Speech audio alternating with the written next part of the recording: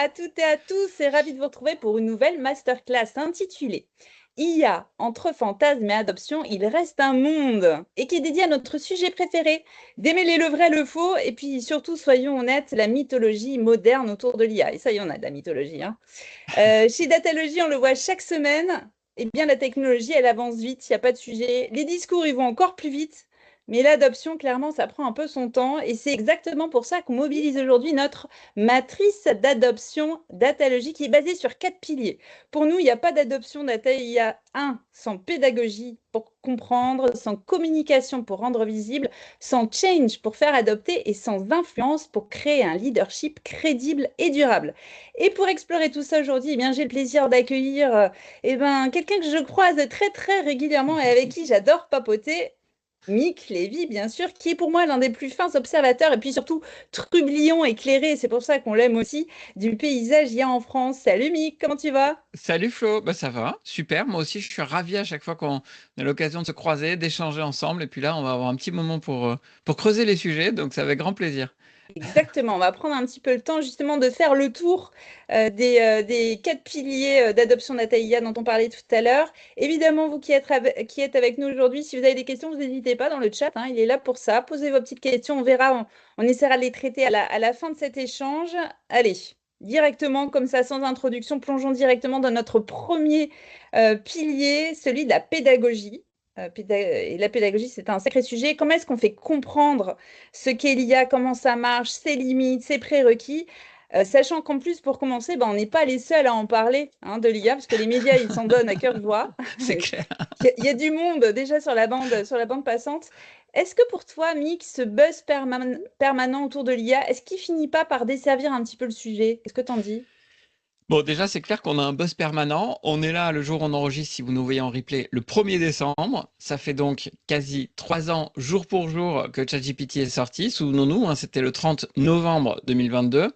Et depuis, c'est allé hyper vite. Donc forcément, il y a eu un buzz de fou, mais qui est alimenté par la vitesse. En fait, c'est des chiffres qu'on a souvent en tête, mais je crois qu'il faut les redire. Et ça explique beaucoup du phénomène. Jamais une technologie n'a pénétré son marché aussi rapidement. ChatGPT, 3 ans après, c'est 800 millions d'utilisateurs actifs à travers le monde. Dingue. On frôle le milliard, tu vois, c'est des chiffres gigantesques. C'est allé hyper vite. On se rappelle, hein, en 5 jours, c'était 1 million d'utilisateurs, 100 millions d'utilisateurs en seulement 2 mois, quand le précédent record détenu par TikTok a mis 9 mois. Donc, Waouh. tu vois, ça va vraiment beaucoup plus vite. Ça, associé à un espèce de péché initial, tu parlais de mythologie tout à l'heure, le péché initial étant celui du nom choisi pour cette technologie qui laisse tout de suite comparer, tu vois, ça compare tout de suite à l'intelligence humaine, ça ramène tout de suite à cette super intelligence, ça ramène tout de suite à tout ce qu'on connaît de la science-fiction. Bah ouais, t'as tous les ingrédients du cocktail pour qu'effectivement il y a un buzz énorme. Alors oui, il y a une Saturation sorte, ou pas saturation? voilà, il y a Ouais. une sorte d'IA fatigue, effectivement. Beaucoup commencent à dire qu'ils en ont marre d'entendre parler d'IA, mais en même temps, personne ne se lasse. Parce que Et, sinon, ça se calmerait forcément. Les médias, tu sais, ils s'adaptent à ce que les gens ont envie d'entendre, hein. Donc, du coup, non, il n'y a pas encore une vraie saturation parce que tout le monde comprend que ça vient vite, que ça progresse encore vite et que ça va impacter beaucoup de choses dans notre vie quotidienne et dans nos vies professionnelles. Je ne fais pas partie du tout des alarmistes. Je pense qu'on aura l'occasion d'en parler, bien au contraire. Néanmoins, on voit bien que c'est un impact qui est notable et on a besoin de comprendre ce qu'il y a derrière. C'est pour ça Mm, qu'il y a mm. autant de curiosité et qu'il n'y a pas encore vraiment de saturation, je trouve. Ouais. Alors, il y a ce buzz, mais toi, tu écoutes beaucoup les décideurs. Selon toi, c'est quoi le niveau de lucidité moyen sur l'IA aujourd'hui? Il est faible, il est important? Où est-ce qu'on en Oui, est alors côté décideur? j'ai beaucoup de chance. J'ai la chance de rencontrer une centaine d'entreprises par an. Depuis quelques années, je tourne autour de cette stat sur leur stratégie, sur leurs projets en data et en IA. Et donc, j'adore avoir une vue un peu, tu vois, observatoire de, de ce qui se passe, de comment les choses sont comprises. Je trouve que le niveau de lucidité des décideurs est très faible. Mais quand tu prends les décideurs, c'est complexe. Si tu veux, il y a d'un côté l'IA, les nouveautés que ça va permettre, les opportunités que la technologie amène, et puis le niveau d'adaptation qui va être nécessaire pour les collaborateurs des décideurs, mais pour eux-mêmes aussi. Mais tu as plein d'autres trucs qui entrent en ligne de compte dans l'écosystème de l'entreprise. Toute l'entreprise n'est pas techno-centrée et ne pense pas qu'à la technologie. Donc, du coup, les décideurs, ils sont un peu écartelés entre toutes les priorités qu'ils doivent avoir. Mais c'est sûr qu'il faut absolument qu'ils montent à minima en compréhension de ce qui est en train de se passer avec l'IA, des véritables possibilités de l'IA, du fait que ce ne soit pas une baguette magique que tu installes dans l'entreprise et puis d'un coup, ça va tout changer, du fait qu'il y ait une adaptation, une responsabilité même sociale des employeurs vis-à-vis de leurs collaborateurs.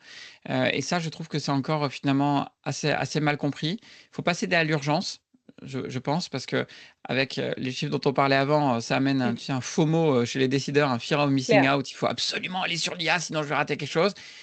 Je ne crois pas qu'il faille aller dans l'urgence. Par contre, il faut ouvrir les yeux, gagner en lucidité et effectivement avancer.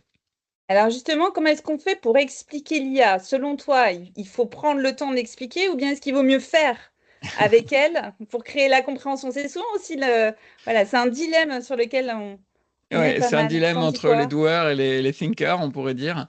Les deux, il faut forcément faire les deux. Vraiment, il faut faire les 2. Il faut, explorer pour, comprendre, mais il faut une exploration un petit peu profonde. Pour, les grands praticiens de l'IA, vous voyez bien que, si vous faites un prompt très simple, bon, vous avez un résultat qui convient pour beaucoup de choses, mais pour des usages plus avancés, il faut aller sur des prompts qui soient beaucoup plus, complexes. Il faut aussi comprendre que l'IA ne se résume pas, on y reviendra, que à ChatGPT et aux usages, qui émergent de l'iceberg. Tu vois? Il y a beaucoup, beaucoup plus de richesse dans l'IA. Et en même temps, du coup, il faut vraiment comprendre de manière plus profonde que juste en faisant. Il faut en comprendre les limites, il faut en comprendre les risques qui sont plus ou moins cachés. Je pense aux biais, je pense à l'empreinte environnementale. On ne nous les met pas en avant. À chaque fois que tu fais un prompt, tu C'est réalises pas vrai. tout ce qui se passe derrière le clic, tu vois. Donc voilà, donc il faut vraiment les deux niveaux. Des gens qui ont que la vision intellectualisée, la compréhension sans avoir pratiqué, honnêtement, c'est un peu hors sol. Et puis, ils ont tendance à rejeter l'IA Mm, mm. parce qu'ils l'ont pas vraiment exploré par eux-mêmes. Et puis, à l'inverse, il y a une forme de fascination de ceux qui ne font que tester, que faire, sans comprendre profondément ce qui se passe, qui est un peu malsaine aussi parce que elle en oublie les limites, quoi, pour faire simple. Très bien. Est-ce que toi aussi, parce que c'est quelque chose que je vois pas mal aussi avec les différents chief Ouais. data officers avec lesquels je peux interagir et qui me racontent comment ça se passe dans les organisations, il y a pas mal de confusion entre IA et IA générative. On parle d'IA, mais en fait, souvent, on parle IA générative derrière. Ouais, c'est clair. Alors, c'est là que ça me donne l'occasion de vous donner un joli mot, une antonomase. Ah, on a appris un truc, antonomase. Alors, mais qu'est-ce?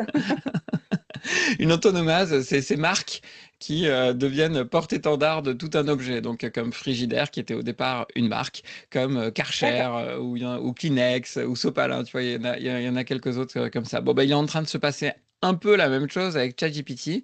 Et finalement, le grand domaine de l'IA est en train de se rétrécir à celui de l'IA générative. Et le grand domaine de l'IA générative, pour beaucoup, est rétréci à ChatGPT. Mm, Et mm. donc, effectivement, rien que ça, déjà, ça amène beaucoup de déviations dans la vraie compréhension qu'il faut qu'on ait et qu'il faut que les décideurs aient. Le domaine de l'IA, il est beaucoup plus large que l'IA générative. Et on y reviendra, mais si on va chercher de la valeur à l'échelle de l'entreprise, de la valeur transformative qui change un process, c'est pas juste qui donne un nouvel outil à chacun, l'IA dite traditionnelle, j'adore ce terme après seulement 3 ans d'IA générative, l'IA traditionnelle, celle qui prédit, celle qui classifie, celle qui reconnaît des motifs, eh ben, elle va continuer d'amener énormément de valeur. C'est pour l'instant elle qui amène le plus de valeur, d'ailleurs, quand on parle de projet à l'échelle. Et donc, si les décideurs restent sur la fascination de l'IA générative et le fait de rétrécir le domaine de l'IA que à l'IA gène et que à ChatGPT, ils vont forcément passer à côté d'un grand pan de création de valeur. Clairement.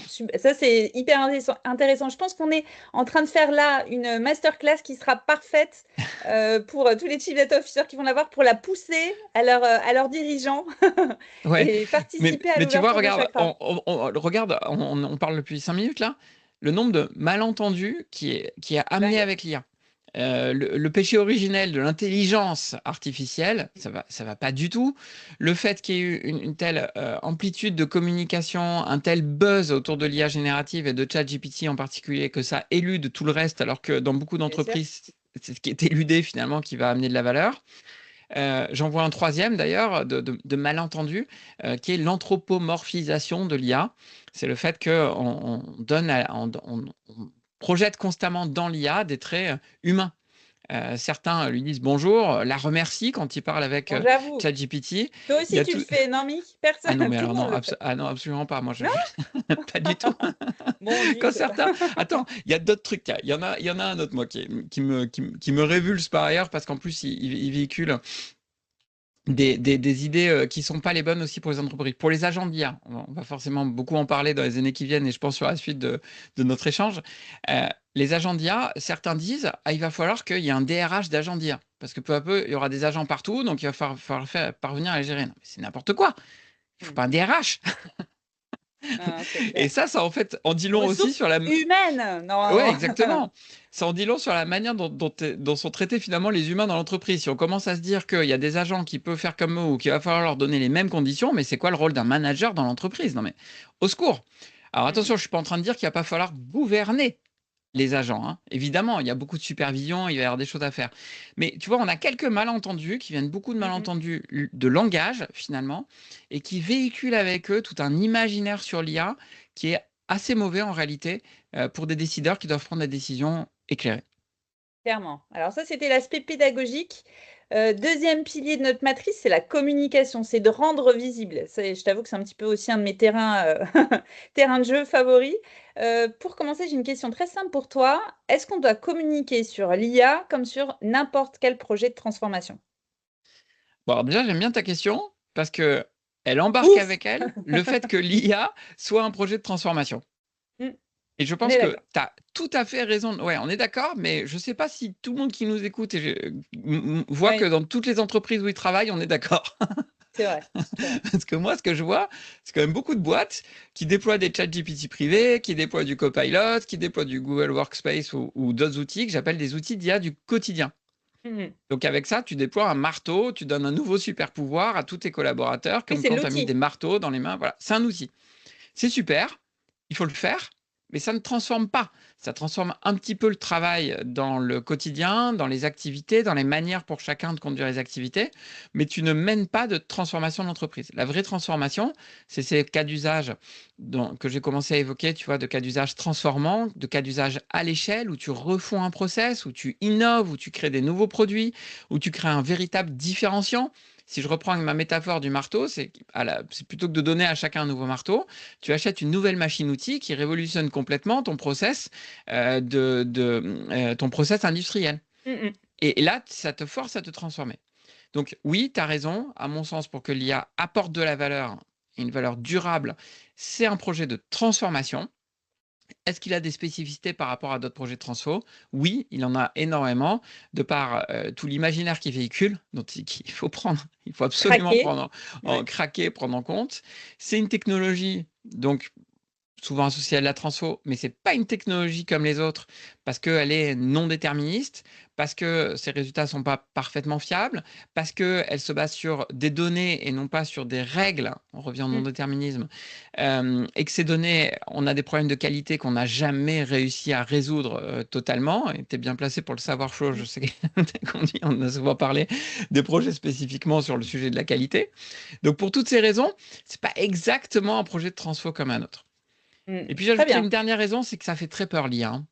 Tu Ouais, tu c'est tu clair. dois le voir, il y a quand même beaucoup d'entreprises, qui ont, ou de collaborateurs en tout cas, qui ont très, très peur de l'IA, et qui, à chaque fois qu'ils utilisent ChatGPT ou un quelconque autre outil, pardon, ou à chaque fois qu'on commence à leur parler de projet d'IA, bah, c'est d'abord une réaction de peur qui arrive en se disant: «Ouh là, je suis en train de scier la branche sur laquelle je suis moi-même assise». Donc il va Ouais. falloir, aussi, avoir, bah, de la Démystifier, communication, autour de ça, ouais. Ouais. et justement, quand on communique, on va dire sur le comment de la communication, selon toi, il faut vulgariser l'IA ou au contraire, est-ce qu'on peut assumer une certaine complexité dans la communication pour réussir à rentrer suffisamment Et dans le alors dur? ça c'est ma mission de vie. Merci de me poser cette question sur ma mission de vie. Il faut vulgariser, il faut vulgariser à fond, bien sûr, mais sans ne jamais tomber dans des choses fausses en vulgarisant, ou sans jamais tomber dans de la communication, qui serait trop, facilitante, qui en oublierait, les sujets clés de l'IA. Donc oui, il faut le mettre à la portée de tous. On va pas faire de tout le monde des data scientists ou des experts du fonctionnement, d'un réseau de neurones ou je ne sais quoi. Mais par contre, il faut vraiment faire gaffe à être parfaitement juste. dans Mm, cette vulgarisation. Et je dis, c'est ma mission de vie. Moi, j'ai écrit un premier livre qui s'appelait Sortez vos données du frigo, qui est sorti il y a 4 ans, donc vraiment centré sur la data. Je suis en train d'écrire mon deuxième livre qui, lui, sera donc centré sur l'IA. Petit spoiler, il va sortir entre avril et mai 2026. Je suis vraiment sur les Ouh, gros boulots en ce moment.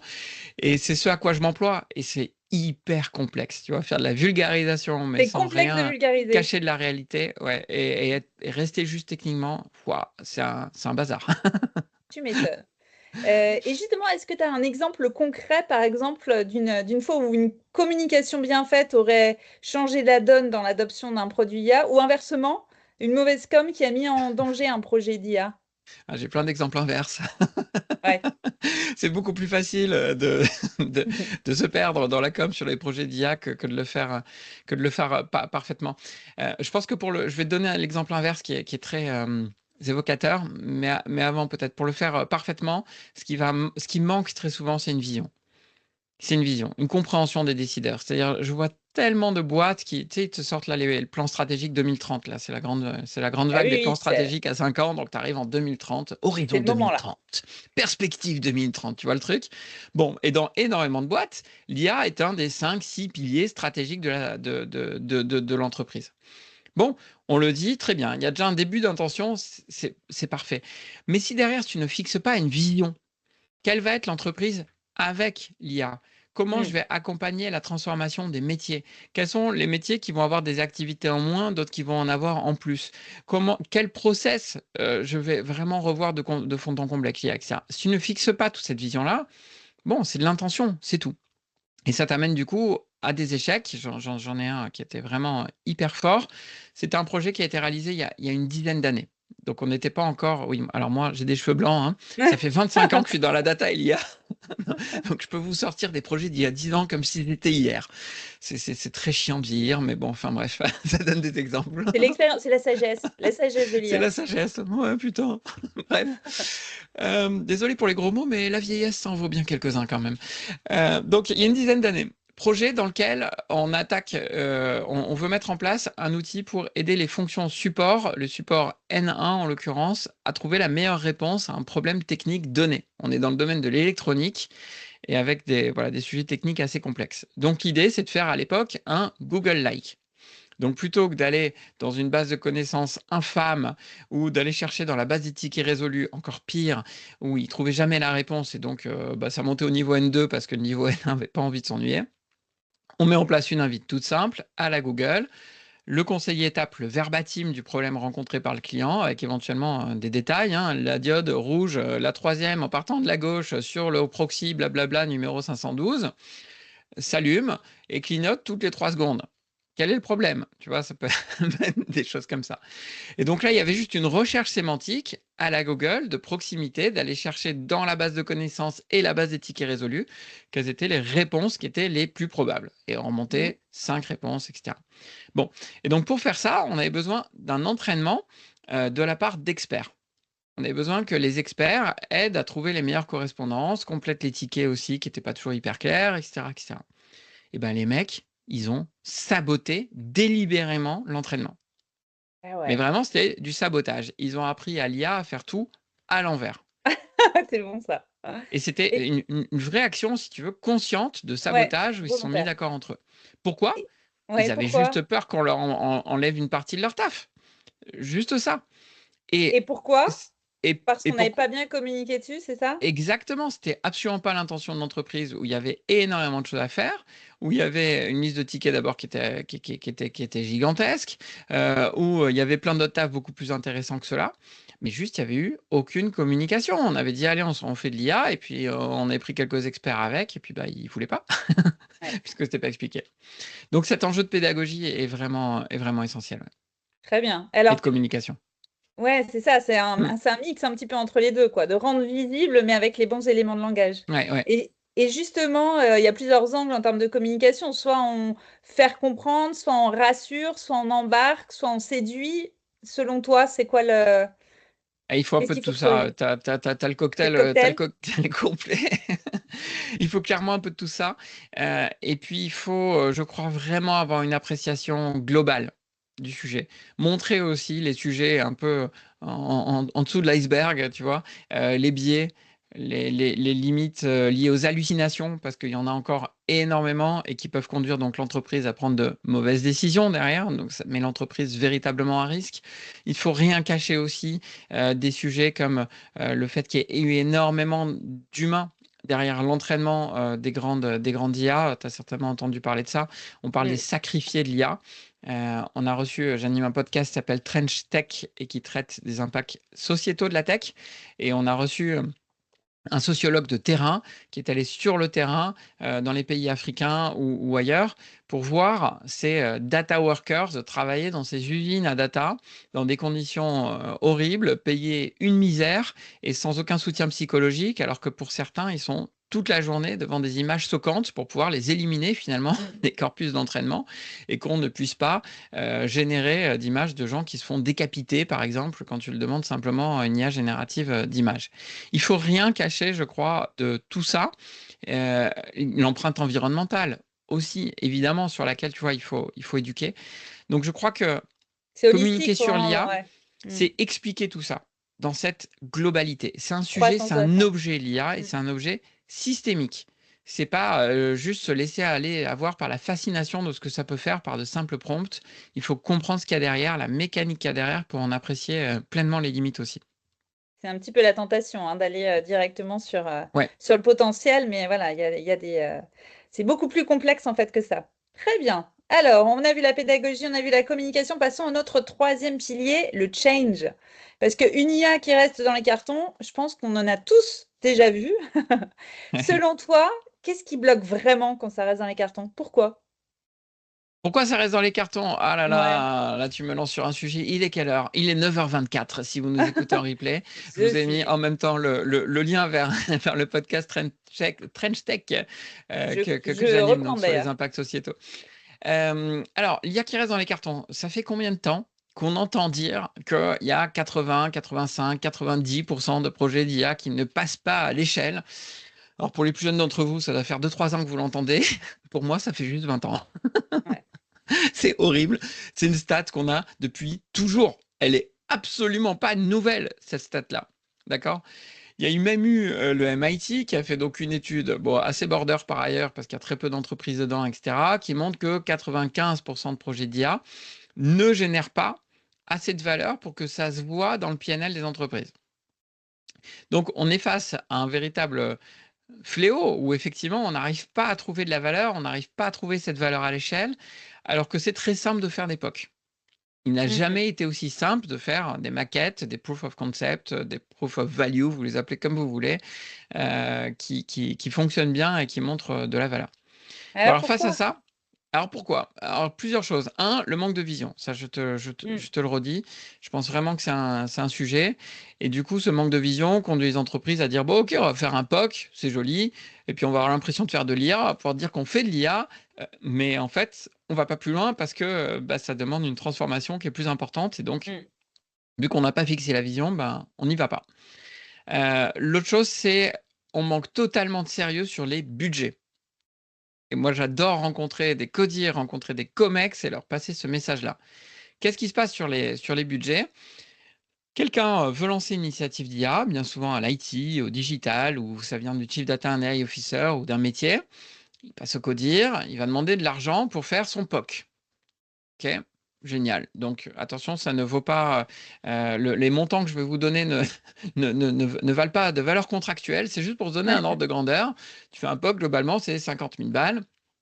Donc voilà, donc tu arrives à négocier tes 50 000 balles pour faire un POC en le vendant sur la valeur que ça va amener, et cetera, et cetera. Et puis le POC fonctionne bien. Tu prouves pendant le POC un ROI. Tu as fixé un certain nombre de KPI sur ton POC, tu montres qu'ils sont tous au vert. Et là, donc tu dis, bah allons-y, il faut y aller. Bah oui, mais là ça bloque. Pourquoi? Parce qu'il faut repasser devant le CODIR ou le COMEX et dire le POC a fonctionné, et maintenant il ne me faut pas 50 000, mais il me faut peut-être 10, 20 fois plus. Allez, au moins 2 fois plus à tous les coups, mais parfois c'est Mm. 10 ou 20 fois plus pour vraiment le passer à l'échelle, pour vraiment Déployer, scaler, l'industrialiser, ouais. pour faire le change, pour faire tout ce que tu veux.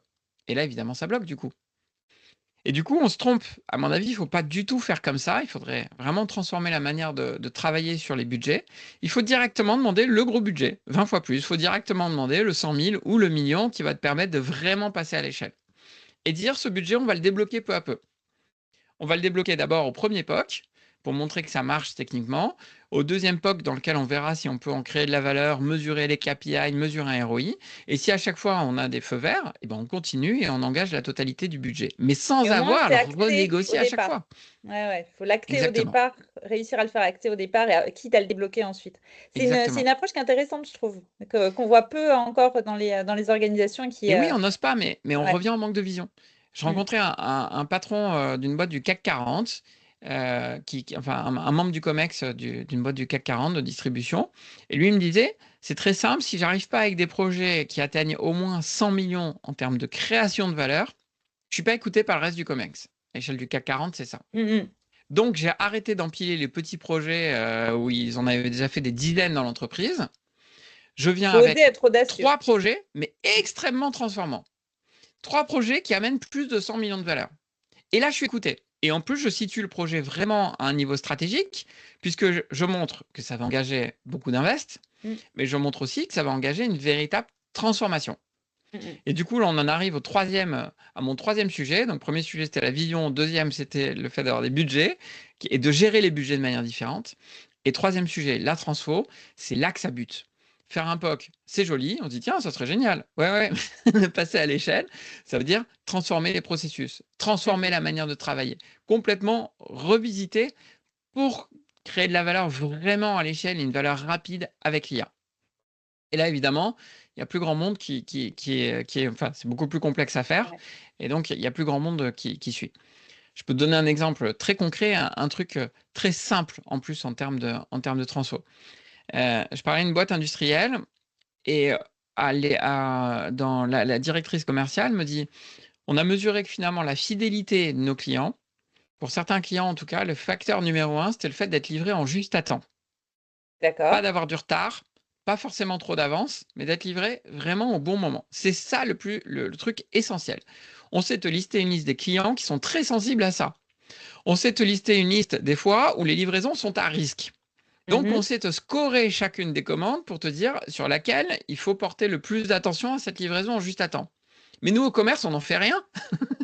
Ça ne dépend pas de nous. Mm. Il faut que ça remonte à l'indus, à Bien la sûr. fabrication C'est et surtout à la transverse. supply. C'est Je suis allé transverse les à voir. l'organisation. Mm. Exactement. Je suis allé les voir à la supply. Mais ils veulent pas en entendre parler. Mm. Parce qu'ils ont déjà tout un tas de contraintes à prendre en compte. Ils veulent pas que je leur en ajoute une autre. Ben voilà. Manque de vision. Du coup, c'est le commerce qui le fait seul sans embarquer le reste de l'entreprise. Et bon, la directrice commerciale, je peux rien lui reprocher, tu vois. Déjà, Bah, bien sûr. elle a fait une bonne part du taf. Et puis ensuite, tu tombes sur la deuxième lame. Là, le budget n'était pas un problème. C'est pas un budget très, très coûteux à industrialiser. Mais là, tu tombes du coup sur la deuxième lame, bah, la transfo de l'entreprise. Et puis, bah, du coup, c'est entre deux silos dans l'entreprise. Ils veulent pas se parler. Et puis voilà. Et Ouais. tout le monde perd. C'est comme tu dis, hein, c'est vraiment ce côté transformant, très, en plus transversalement transformant, qui fait que c'est d'autant plus complexe, mais aussi où il y a tout le potentiel finalement. Enfin, c'est vraiment le Exactement. yin et le yang de l'IA. Ouais, exactement. Et ce yin et le yang, comme tu dis, c'est joli. Moi, je dis la partie gauche, la partie droite. La partie gauche, c'est le fait de déployer des outils, donc des chat GPT, privés, sécurisés, gouvernés, accompagnés, formés, où on a appris à lutter à minima contre le shadow AI et à minima contre les hallucinations. Donc, le fait Mm. de donner un marteau à chacun.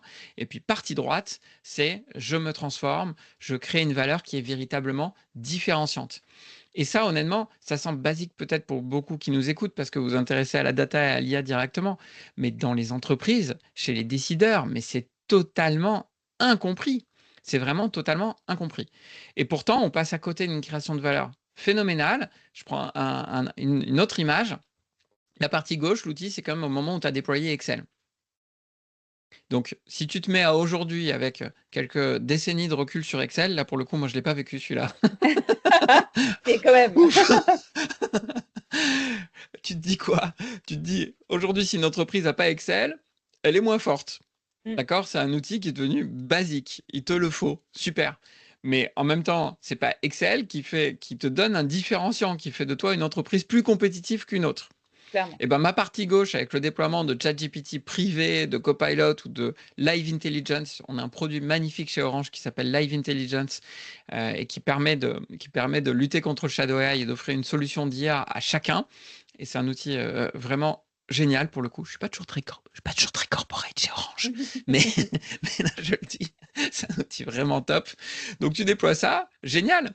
Il faut le faire. Parce que dans 5 ans, sinon, tu es à la ramasse. Parce que quand il y a les nouvelles générations qui vont arriver et qui ont utilisé l'IA au quotidien dans leurs études, Bien elles vont sûr. pas comprendre que tu es pas C'est cet un outil-là. Donc, indispensable, mais c'est c'est un pas. indispensable, mais c'est pas du tout ça qui te donne un Ouais, différenciant. C'est pas ça qui crée la valeur à l'échelle. Et donc, pour ça, il faut accepter d'aller sur les projets transformants, quand bien même ils sont plus complexes à mener. très bien. Mais pour mener ces projets de transformation, on a besoin d'ambassadeurs de l'IA, de passeurs de l'IA. Oh là là, on se fait des transitions et d'une fluidité. Selon toi, c'est qui les bons passeurs de l'IA dans les organisations? Alors écoute, il faut revenir à la partie gauche et à la partie droite. Ouais. Encore une fois. La partie gauche, donc sur les outils du quotidien, bon, tu as toujours des super motivés, j'en vois dans toutes les entreprises qui se sont pris d'amour pour ChatGPT, Mistral ou une autre solution, et qui du coup vont être des bons vecteurs pour montrer la direction à suivre, pour l'utiliser vraiment au quotidien et créer cette valeur un peu au quotidien. Donc eux, ça peut être des bons passeurs. S'ils ne restent pas constamment dans la fascination et dans le Mm. fait d'accepter que certains puissent vouloir faire différemment, tu vois, finalement. Donc eux, Ouais. c'est des bons passeurs technologiques.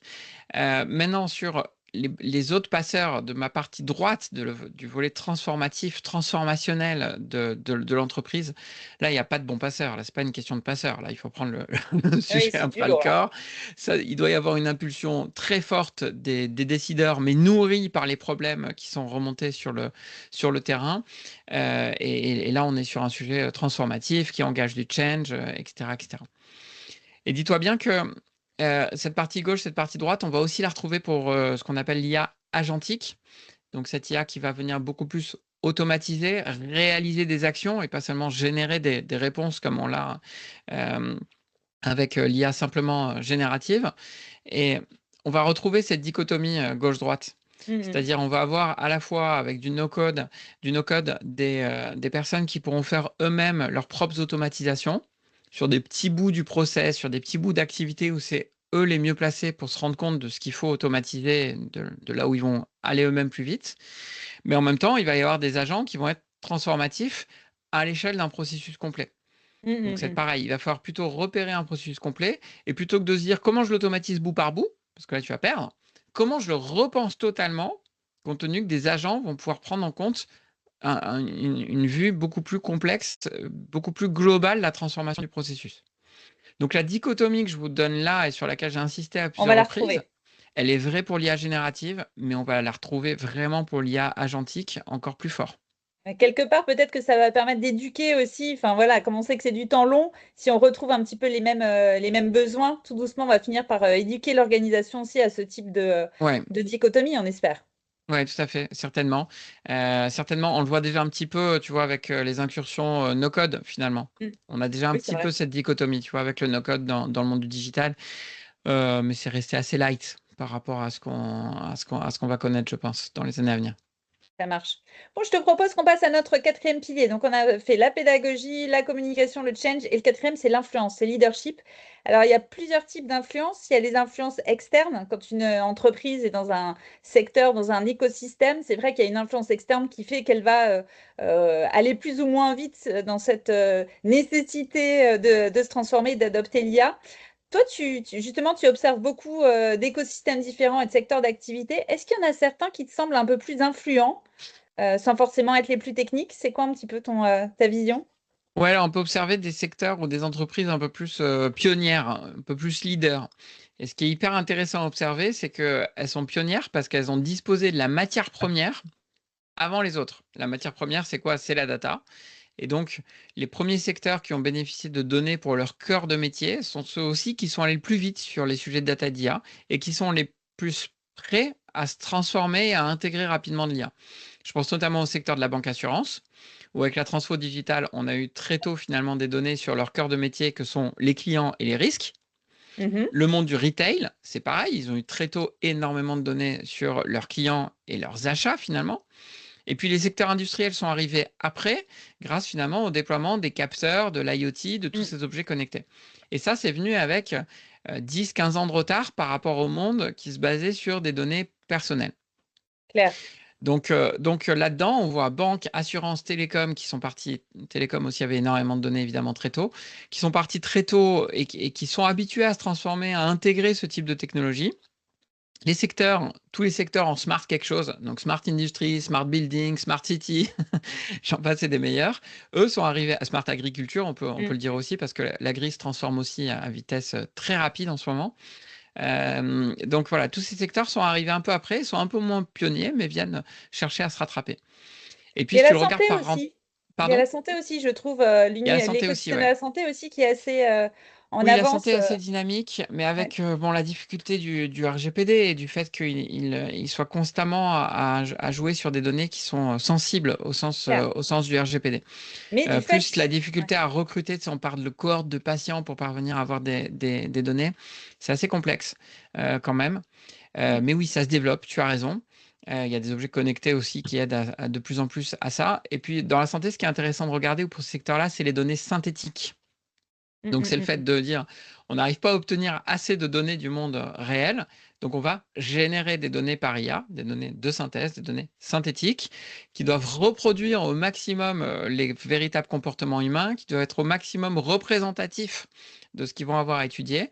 Et ça permet d'obtenir beaucoup, beaucoup plus de données, en plus nativement anonymisées, dans le domaine de la santé, dans le domaine de l'environnement, dans le domaine des matériaux, partout. Il y a vraiment besoin de beaucoup, beaucoup de données et de choses très complexes. Très bien.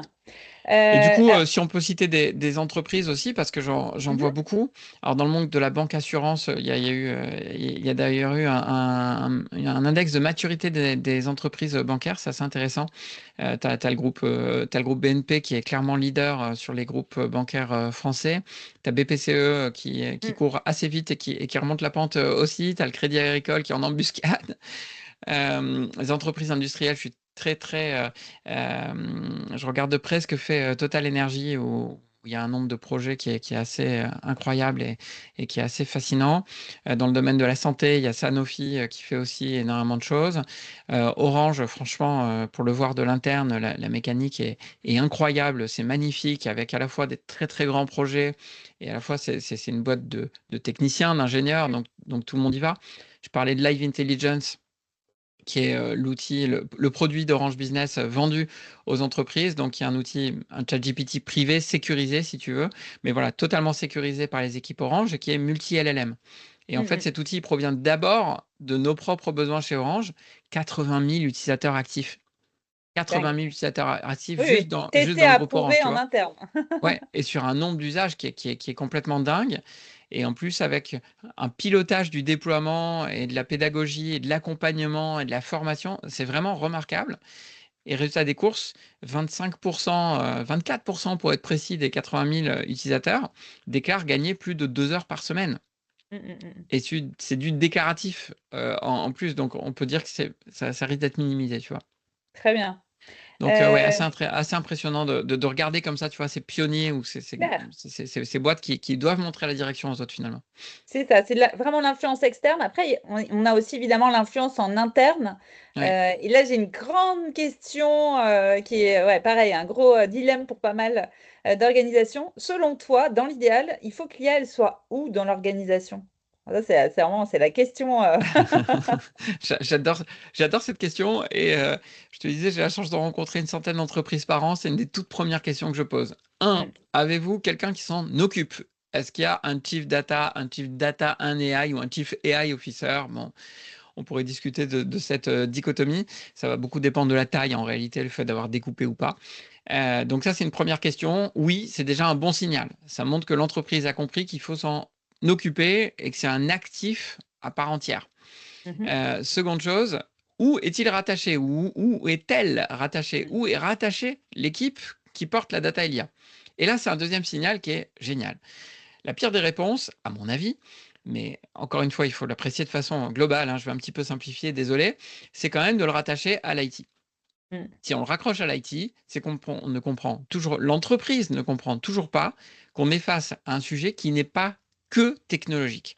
Mm. Quand on le raccroche à l'IT, c'est de dire, OK, c'est de la techno, allez, on va le mettre au DSI, c'est à lui de s'en occuper, voilà.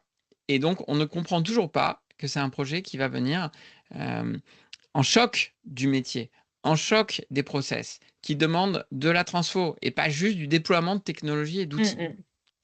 Deuxième possibilité, raccrocher à un métier en particulier. Pourquoi pas, mais dans ce cas-là, ça montre pas qu'on a compris que c'est une transformation complète. On peut Transverse commencer et comme ça, global. je trouve ça assez efficace. Tu trouves un métier très moteur, qui veut vraiment se transformer, qui crée cette fonction, mais au bout d'un moment, il va falloir qu'elle accepte de lâcher cette personne-là pour aller sur un poste plus transverse. Troisième Ça peut possibilité de être le le fameux POC, comme tu disais, mais avec Oui, une c'est ça, vision globale dès le départ, mais on le exactement. démarre à un endroit. Exactement, et de l'annoncer comme ça parce que sinon, au moment où la personne part, par exemple, de la direction marketing, qui sont souvent les des pionniers de ces technos-là dans les entreprises, au moment où elle part de la direction marketing pour le transverse, il va toujours être vu comme le mec du marketing et donc Clair. pas Oui, il faut pas avoir pertinent pour tous. l'histoire dans sa globalité dès le départ, Ouais, en fait. Il faut la ouais, raconter exactement. globalement. Très bien. Ça, c'est Troisième intéressant en termes possibilité, de la com. transfo. Pardon? Mhm.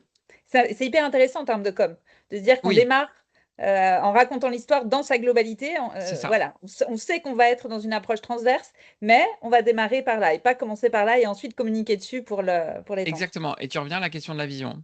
Tout à fait, complètement. Donc troisième possibilité, la transfo.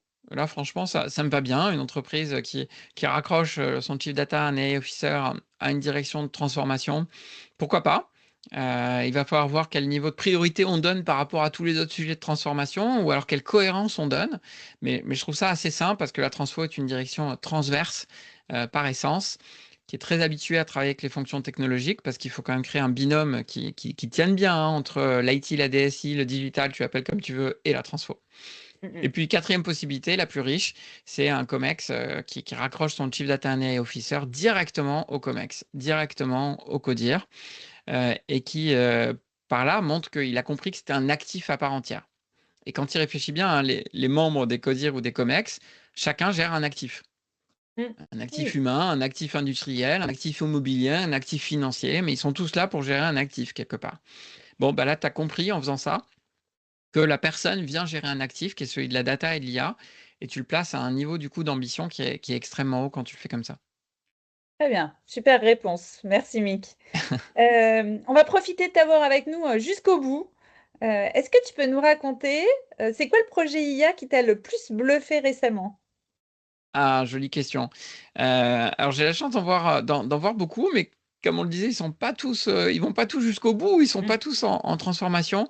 Il y a un projet qu'on accompagne actuellement chez Orange Business et dont franchement, je suis très, très fier de ce qui est mis en place et de la façon dont il est mené dans notre collaboration, avec ce client et dans l'implication, des consultants. C'est un projet pour l'Institut Curie. Alors c'est une très belle histoire en plus, un peu triste, mais une belle histoire quand même. Il y a eu un collaborateur, d'Orange Business qui a été atteint d'un cancer rare. Donc les cancers rares, c'est les cancers desquels tu ne sais pas quel a été le premier tissu infecté. Et c'est des cancers qu'on a beaucoup de mal à soigner du coup, puisque, on te soigne tous les organes, tout le corps, on tape partout sans savoir exactement d'où ça provient, en espérant tomber au bon endroit. Et en plus, du coup, ça a évidemment énormément d'impact. C'est des traitements qui sont complexes pour les personnes. Et donc, Charles, qui a eu ce cancer, s'est énormément battu contre. Il a même créé une association qui s'appelle Rock for Life pour récolter des fonds pour la lutte contre le cancer. Et puis il s'est dit, je travaille dans une entreprise technologique, je suis soigné par l'Institut Curie, je suis suivi par l'Institut Curie. Est-ce qu'il n'y a pas quelque chose à faire? Et il nous a branchés donc avec l'Institut Curie. Et ça a donné lieu à de très beaux projets où l'Institut Curie avait déjà mis en place un algorithme permettant à partir d'une analyse génomique de retrouver quel était le premier tissu infecté. Analyse qui fonctionne à hauteur de 70-80%. Donc c'est plutôt très prometteur, ça fonctionne plutôt bien. Alors malheureusement pour Charles, il est tombé dans les 20% où l'analyse n'a pas pu fonctionner. Il est décédé il y a quelques semaines. Mais ça permet quand même de trouver le premier tissu infecté dans 80% des cas. Mmh, mmh, mmh. Et donc, de plus correctement le soigner. Alors pas totalement d'en guérir de ces cancers-là, mais quand même de correctement le soigner. Des Et projets qui donc, donnent de l'espoir. pardon? Des projets qui donnent de l'espoir. des projets qui donnent de l'espoir, qui sont motivants à travailler. Mm. Et donc, nous, sur quoi on est venu travailler avec eux? On est venu travailler sur une brique dédiée à l'explicabilité, parce que l'Institut Curie avait déjà mis en place donc le projet. Mais on est venu travailler sur l'explicabilité de l'algorithme. Et cette Éviter la boîte noire, explicabilité, c'est ça? exactement, et elle est essentielle. Pourquoi? Parce que quand tu vas dire à un médecin, le projet est déployé dans tous les hôpitaux qui ont un service d'oncologie, quand tu vas dire à un médecin, ça vient de là, il va pas savoir quoi en faire, tu vois, quelle est la Mm. fiabilité à donner à ça, et puis ok, est-ce que il peut pas juste prendre la décision de l'algorithme en disant amen, je vais le suivre, et puis voilà. Donc on lui donne tous les éléments d'explicabilité, quels sont les gènes qui jouent dans le fait que l'algorithme ait Mm, répondu mm, ça ou ça, plus tous les éléments de data visualisation. On revient à la communication, à la pédagogie cette fois des résultats de l'IA pour qu'ils puissent être bien acceptés et bien utilisés par les médecins. Donc c'est un très très bien. beau projet. Et d'ailleurs, on aura je suis en train de tu me demandais avant notre conversation, avant qu'on commence, sur quoi j'étais. Le 11 décembre, je vais animer notre matinale Data IA. C'est un très gros événement. On attend 500 personnes sur cet événement. On aura les témoignages de Air France KLM, de L Acoustics, de Chaumet du groupe LVMH et aussi de l'Institut Curie. Donc j'aurai Sarah Watson, qui est la chercheuse en charge, Excellent. qui a mis en place tout ça, qui viendra sur scène expliquer ce projet, témoigner, expliquer comment on l'a construit ensemble. J'ai mis le lien d'inscription. C'est ce que je vois. Et le lien dans Alors, le chat, voilà, pour venir s'inscrire. voilà, exactement. Sachez que donc c'est le 11 décembre, donc ça approche. Notre service marketing est malheureusement impitoyable, donc il n'accepte pas les concurrents d'Orange Business et non plus les consultants ou autres. Mais si vous travaillez dans une entreprise euh, potentiellement cliente, ou en tout cas utilisatrice finale de data et d'IA, n'hésitez pas à vous inscrire. Je pense que ce sera une matinée vraiment très riche. Génial. Bon, allez, on continue. On profite de toi jusqu'à la dernière minute. Vas-y. Ce que tu vois aujourd'hui dans les projets IA, au final, ça te rend plutôt quoi? Optimiste, lucide, blasé? Non, blasé, ça m'étonnerait. Pas blasé, ça c'est sûr. Non. Écoute, je crois qu'il faut être réaliste et j'essaie de garder, de garder mon réalisme forcené. Euh, je crois qu'il faut énormément se méfier de ce qu'on peut lire dans les médias. Ça tord tout. Et malheureusement, je trouve qu'il y a trop de monde qui se laisse beaucoup influencer. On n'a pas parlé de l'impact de l'IA sur l'emploi, par exemple. Je crois on est dans un délire qui est beaucoup trop fort. Mm. Quand on entend aussi des risques sur l'IA qui va se retourner contre l'humain, etc. Non, mais au secours, on n'en est pas là. Soit si on est réaliste, on se dit, OK, bon, c'est sympa de penser à ça d'un point de vue exercice intellectuel et philosophique, pourquoi pas? Peut-être que ça arrivera un jour. Peut-être. On ne sait pas. C'est possible.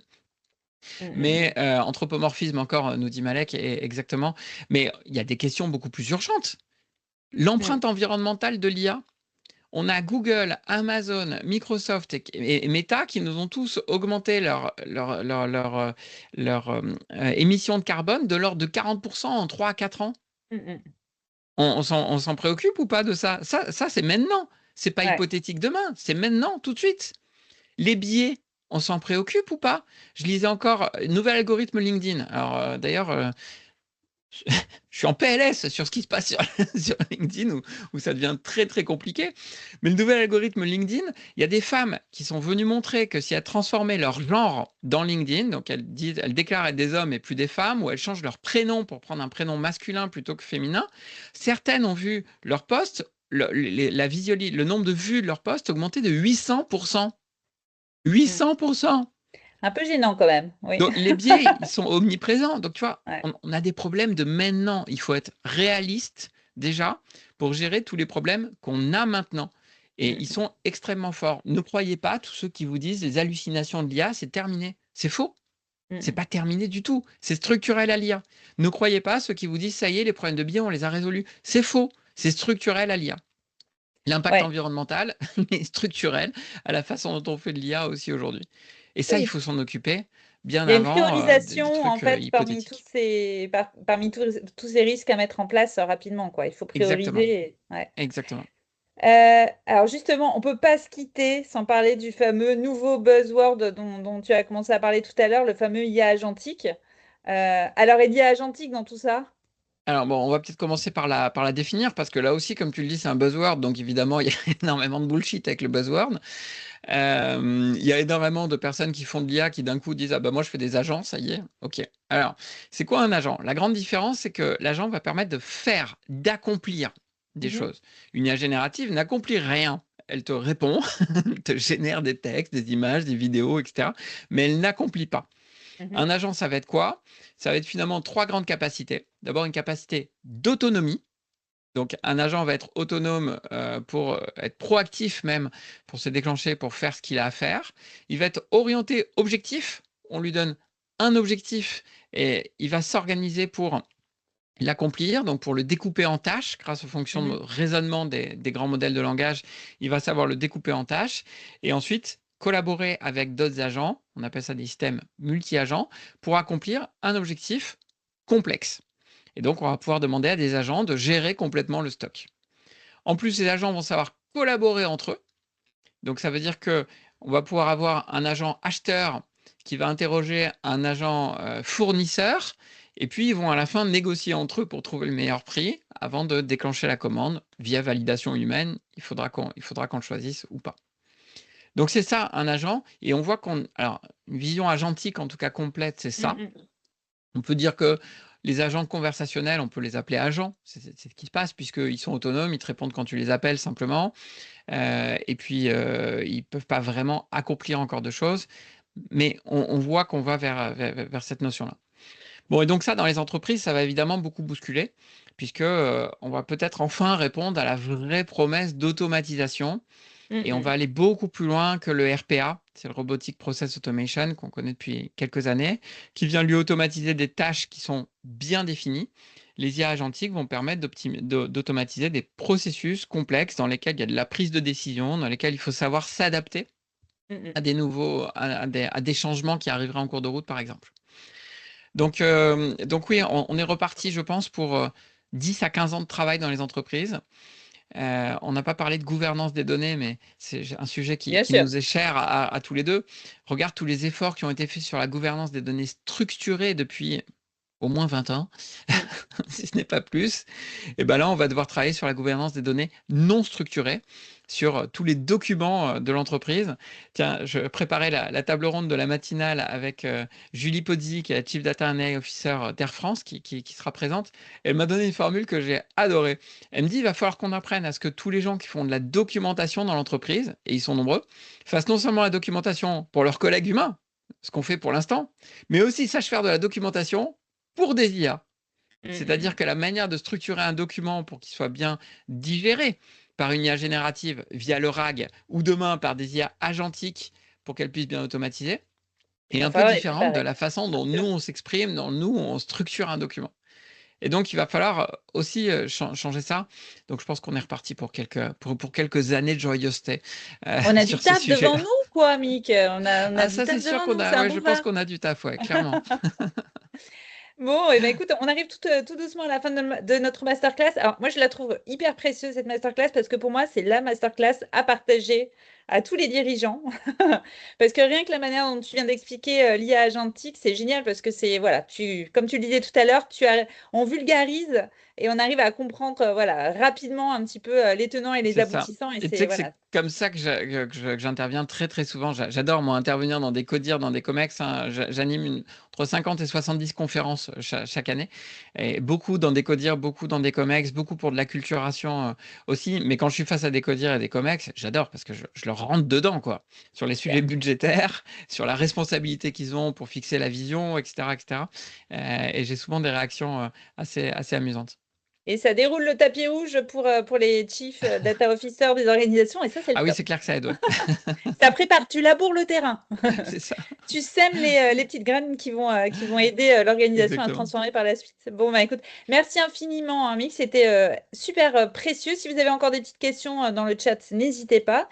Et puis alors moi, si je devais essayer de résumer un petit peu, hein, ce qui ressort très, très fort de ce que tu viens de nous partager, moi je dirais c'est que finalement l'IA, c'est pas un sujet technologique, hein, on est bien Mmh. d'accord. C'est un sujet d'ambition avec ton histoire de budget que je trouve hyper intéressante, de lucidité et d'organisation. Donc, je trouve que c'est un triptyque qui ressort bien de ton discours. En tout cas, ce que tu décris, c'est qu'on retrouve bien surtout aussi les quatre fameux piliers de notre matrice Oui, d'adoption data IA, hein. La pédagogie, parce que clairement, on ne peut pas adopter ce qu'on ne comprend pas. Et la confusion autour de l'IA, il y en a, hein, ça, tu nous l'as bien démontré. La communication, parce que l'absence de vision, comme tu le disais, c'est hyper important, ou bien les mauvais récits, ça peut littéralement saboter un projet. Tu avais des exemples très, très concrets là-dessus aussi. Le change, parce que comme tu le disais, il y a 95% d'époques qui n'arrivent jamais au PNL. Et oui. ça raconte, on est bien d'accord, une difficulté à transformer les process et pas à entraîner des modèles, hein. On est d'accord là-dessus pour le change. Et puis Mm. l'influence, puisque les entreprises qui avancent, elles ne sont pas forcément les plus techniques, mais c'est vraiment celles qui savent créer un mouvement, un signal, une dynamique et avoir cette transformation très structurante et pas être juste dans l'IA du quotidien dont tu parlais au C'est ça. début.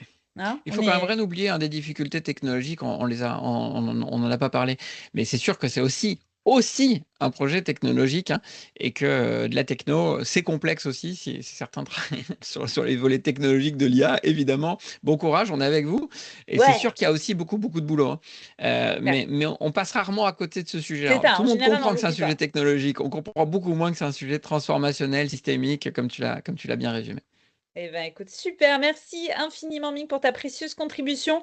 Avant qu'on se quitte, voilà, tu as bien partagé ton lien vers la matinale Data IA. On vous la recommande. Et puis, on reste connecté. À bientôt, Ming. On se recroise bientôt sur Ah une bah scène, certainement, sur un podium. certainement, Flo. À bientôt. À bientôt, au revoir. Salut. Merci à tous.